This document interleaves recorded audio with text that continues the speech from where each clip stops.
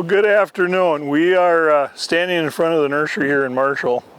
And as a lot of you will see if you've been out in the yard or if you haven't ventured out there yet, you're going to see a lot of damage from rabbits this year. Getting calls on damage to their shrubs from rabbits, primarily rabbits. There's deer damage too, but today we're talking about rabbits. We'll show some close-ups of the damage to the shrubs and what we're going to do with the damage to our shrubs. Now the shrub right behind me is a limelight hydrangea.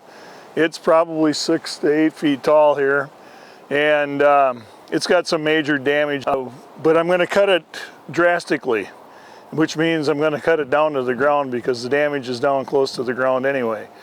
Some of the tools that you can use to do this with is this nice Felco lopper, I believe, using quality tools no matter what we do. So I'm using this Felco pruners. I've got a good Swedish bow saw with a sharp blade in it.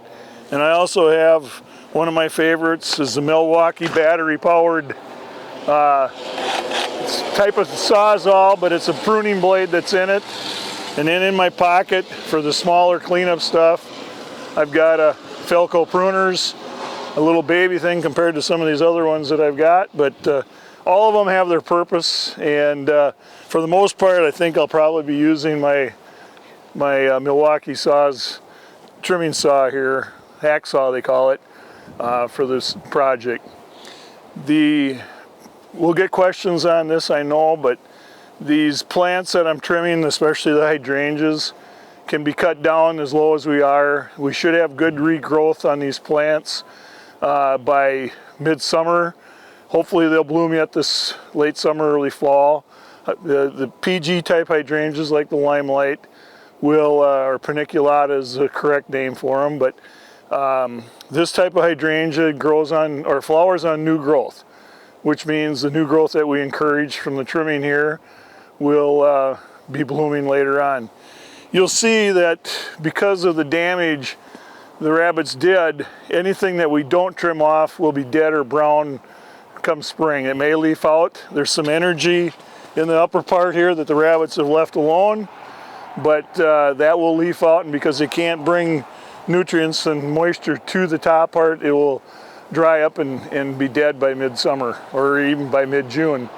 So if there's any questions later on when we run this, you can give us a call at the stores or message us on Facebook here, and we'll be glad to get back to you on it.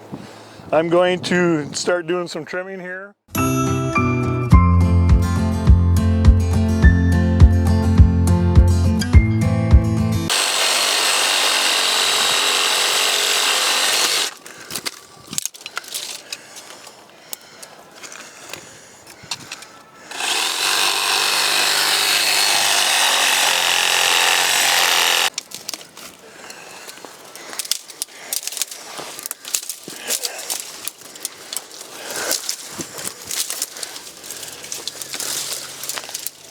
Trying to get this out of my way as I cut so it isn't leaving a big mess here, but you can see the damage to the trunk here. This is all should be bark, and that's where your moisture would go up into the top part of the tree, and for the most part the rabbits had girdled it completely around the branch or the trunk itself. Now wherever I trim, the goal is hopefully the new growth will come below that, and if it doesn't, it'll surprise me, but over the years this is basically has happened several times, to most every one of us that has any plants in their yard.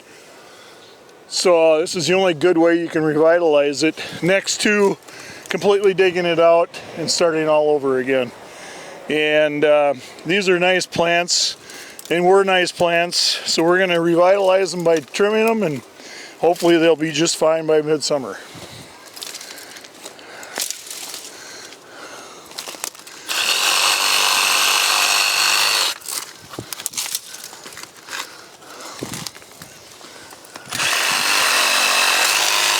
After I cut off the damaged stuff, and I got to give a credit to whoever invented these knee pads. They're portable, they're lightweight, and they work wonderful when you're on your knees, especially sitting on an ice bank or frozen ground. They're fantastic for kneeling down on. But you'll see here, there isn't much left. This is like 3 inches above the mulch line. And I've had customers tell me over the years that'll never come back, but we're hoping to prove it that it will by the videos that we'll show in the future. But this is a drastic way to do it, and I'd much prefer just to shape the plant if we could. But the damage to from the rabbits has made it so we can't do it that way. And if it doesn't come back nice, we'll come in with our mini excavator, dig it out, because there's a pretty good root system underneath here. We'll dig it out and replace it later on, but this is one way to revitalize it for minimal cost to each homeowner, and they don't have to pay somebody necessarily to do it. So, very good. We'll go on to another shrub here that's a little bit smaller than this one, and wrap number on this one, along with quite a few other shrubs in our landscape here. And so the size of the branches, I don't need to use my battery-powered Sawzall, so I'm just going to use the loppers on here and clip these off right down close to the rock again here. We've got rock in this situation, and it works really fast, really simple, and it just is good for the plant to do it. You can see how these are just chewed all the way around. That branch would be dead come, by spring here, mid to early June, or early to mid-June, somewhere in that period of time. So you would have a dead branch or dead trunk out here, dead branches all over. The plant would look terrible. So by cutting this back, it'll revitalize it, and we don't have to dig up all the landscaping to change it. We can just cut them back.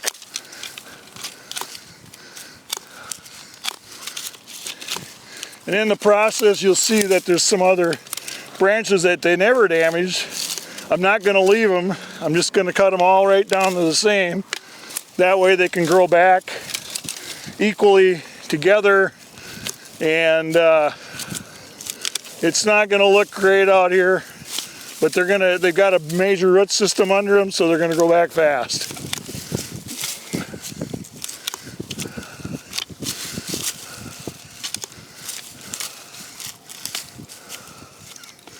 The problem with pruning this time with snow and ice on the ground is I'm probably not going to get it all cleaned up like I normally would if there was no ice and frost, but we'll worry about cleaning it up later. There again, if there's any questions, let us know.